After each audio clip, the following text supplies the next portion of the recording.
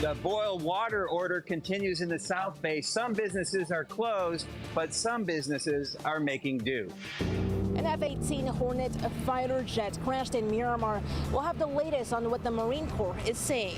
Training for the friendly skies. A look at service dogs at San Diego International. And where you can watch movies like Barbie and Oppenheimer for only $4 in theaters this weekend. CBS 8 News Live at 6 starts now. A boil water advisory remains in effect tonight for portions of the South Bay and Coronado. Good evening and thanks so much for joining us on this Friday. I'm Marcella Lee. And I'm Jesse Pagan in for Carlo Cicchetto. The advisory is for people who get their water from California American Water. The company is now handing out free cases of water to people affected with long lines spanning blocks today. Meantime, local leaders like Imperial Beach Mayor Paloma Aguirre want answers. She wants the city council to investigate. The advisory issued Thursday affects customers who live in the city of Imperial Beach. We've highlighted them in red. Coronado south of Fiddler's Cove and portions of San Diego and Chula Vista. You're looking right here at the areas that are affected. So if you live within these boundaries, again, you are asked to please boil your water. The boil water advisory is affecting businesses in 4 cities, but some didn't know there was an alert. CBS 8's David Gottfredson found out exactly where the contaminated water was tested and why some businesses may not have been notified. Customers all over the South Bay were showing up at Starbucks locations only to find out the coffee shops were shut down by the boil water order. I was actually running to the bank and gonna get my Starbucks order after that, and that's I'm in shock. I'm in actual shock. Other businesses remained open but stopped selling fountain drinks because those machines typically use filtered tap water. She said the soda machine shut down, so I'm assuming the water's connected to that. But some businesses along Palm Avenue in the city of San Diego and Imperial Beach had no idea a boil water order had been issued. The managers would not talk on camera, but they said off camera that they had not been notified of the boil water order by the company, California American Water. If customers have signed up to receive our emergency notification, they could get a message via text message, email, or voicemail. CalAm spokesperson Brian Barreto said customers who don't sign up for emergency alerts will not be directly notified, but the company has posted alerts on social media. He says the cause of the contamination was E. coli, and that it was only detected in one testing location from a faucet on the outside of a building on Seacoast Drive in Imperial Beach. We believe that the exterior portion of the sampling location was actually contaminated, which caused us to have this positive test result. And he says it's very unlikely the contamination came from sewage flow into the United States from Tijuana. We do not believe that the integrity of our water supply and our water system has been breached. And so the likelihood that an emerging contaminant could flow into our water system is very unlikely. Now, we are live out here in Imperial Beach at Mike Hess Brewing, one of the few establishments that remains open in the boil water zone. They're open because they're not serving food and they're only serving beer in disposable cups, so they don't have to do the dishes. Now, the water company says they still have to do some flushing of their system, and they have to do a couple more tests that come back negative before they can say the water is safe to drink. That may not happen until tomorrow afternoon or tomorrow evening. David, we've learned all this came about from one positive test from one faucet in Imperial Beach. Do we know the location of that faucet? Well, this brewing company, this beer bar is right on Seacoast Drive where the test came back. So the test was taken somewhere in this neighborhood, but the water company will not say exactly where that faucet is. All right, David Gottfredson continuing our coverage on the boil water advisory in the South Bay. David, thank you. CBS 8 is working for you on this. If you're in the advisory area, officials say you should boil all water for 3 minutes, even if it's filtered.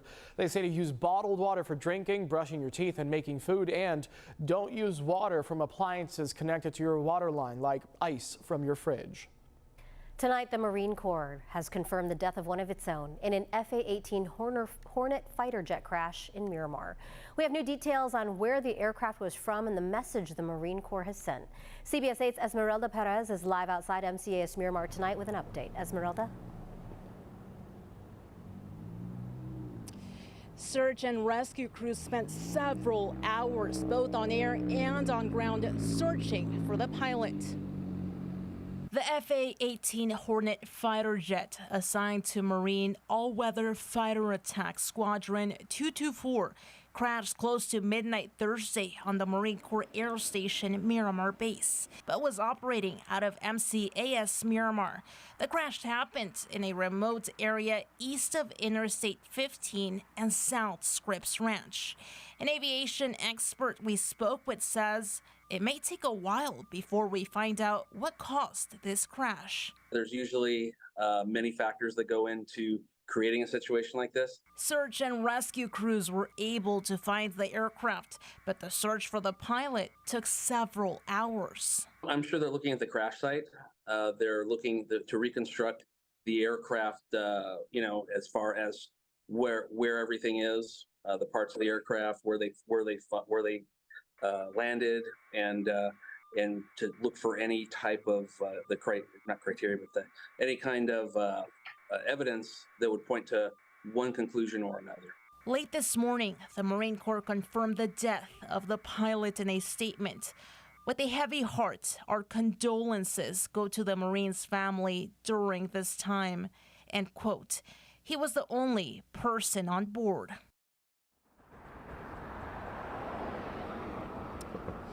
Now the identity of the service member has not been released, the investigation is still ongoing. Marcella. Esmeralda, do we know when we might learn the pilot's identity? Now, since this is a service member that we're talking about, they do have special protocols and we don't have a timeline just yet. But of course, we'll bring you more information as it becomes available. In Miramar, I'm Esmeralda Perez, CBS 8. Back to you. Big tragedy. Thanks so much. In honor of National Aviation Week, CAL FIRE is showing off some of the aircraft crews used to knock down wildfires. People were able to get an up-close look at a few of the aircraft today. SDG&E's chief safety officer, who works closely with CAL FIRE, says it's reassuring to know our crews have this equipment at their disposal. Training took to the friendly skies at San Diego International Airport today as service dogs learned what it takes to help their humans travel. CBS 8's Kirsten Holmes is live at the airport with the cute exclusive tonight. Kirsten? Yes, Jesse, the puppy love is real here at San Diego International. I am covered in a little bit of slobber, a little bit of dog hair, but my heart is so full after getting this behind-the-scenes exclusive of service dogs training on how to navigate the airport with their humans. They go through TSA, they get to the gate, and then they learn how to sit underneath those little plane seats. I don't even know which part is my favorite. That's the cutest part of this story, but I want you to be the judge. Take a look. Ultimately, at the end of the day, to have a canine support dog be able to help its new partner, it's a good moment for all of us. And that's why Nicole with San Diego International Airport says they are thrilled to host this very important training with canine support teams and Next Step service dogs. And the dogs, they don't seem to mind a bit. Those guide dogs play such an important role in the life of the person that they're going to be working with, and we like to make sure that they're equipped. Now, a lot of people are a little anxious when they come to the security checkpoint, and dogs are no different. Lori Dankers works for TSA. She says this training gives the dogs and their humans the independence they need to take to the friendly skies. Likes to bring the dogs into the security checkpoint to familiarize not only the trainers, but also the dogs with what they need to do when they come to the checkpoint. Going through the securities and then going into the planes, practicing walking through big crowds. This is great exposure for all the dogs. They get to have lots of socialization, exposure, and it's a great experience for our clients as well. Asia is a veteran with her own service dog who is also the lead trainer. She says this training liberates their clients while making sure their service dogs know exactly what to do in case they need help. Because of her, I've been able to do this and give back to other people, including other veterans. The dogs mostly come from breeders and are typically golden or Labrador retrievers. They help people with disabilities, and 80% of their clients are veterans. The animals range anywhere from $9,500 to $20,000. But this specialized training takes time. There is a 1 to 2 year wait list. Asia says her support dog changed her life and impacts the lives of so many others. It's very, overwhelming for someone, especially with the disability. As a veteran with PTSD, being able to go into the plane and practice without anyone around is way helpful for when they actually do it in person. When there's, you have your luggage, you have your bags, and there's people, trying to get you to go in.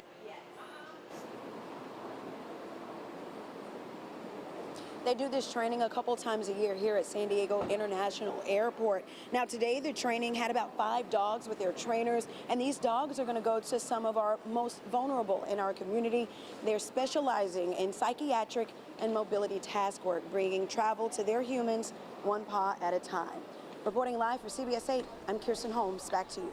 Cute dogs with some important jobs. Kirsten, how can people get more information about the dogs and their training?